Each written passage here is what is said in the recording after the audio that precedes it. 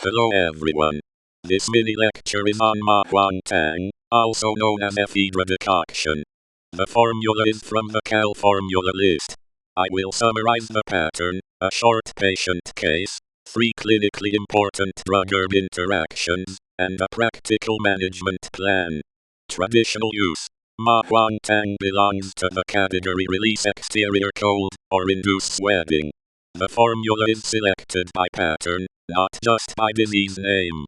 In this presentation, the goal is not to prove that herbs replace medication. The goal is to show how a practitioner thinks about benefit, risk, and communication with the patient's physician.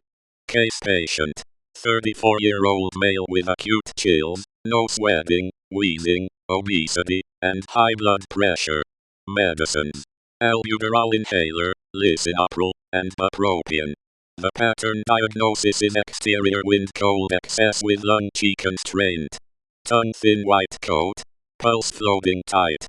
This gives a reason to consider the formula, but it also creates the need to check her or his medication list before recommending treatment. Interaction 1. Huang and stimulant bupropion. Mechanism.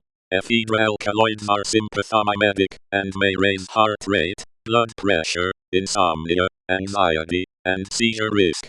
Clinical significance. High. Potentially serious. Management.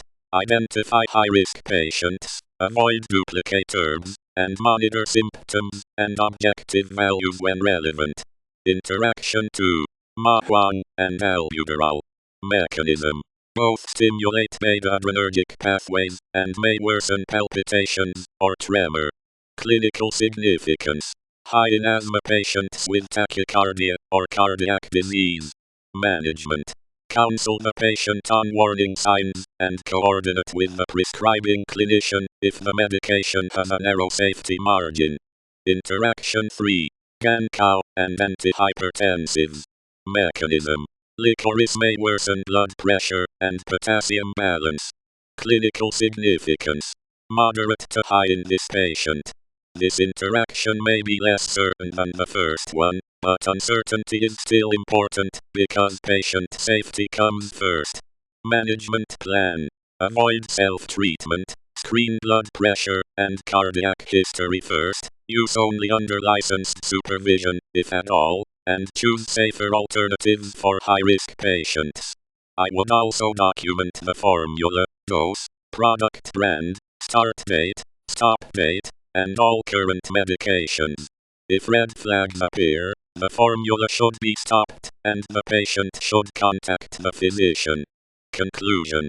Huang Tang may be useful when the pattern fits, but the safest clinical approach is a short monitored trial, clear patient education, and communication with the physician and pharmacist. Thank you.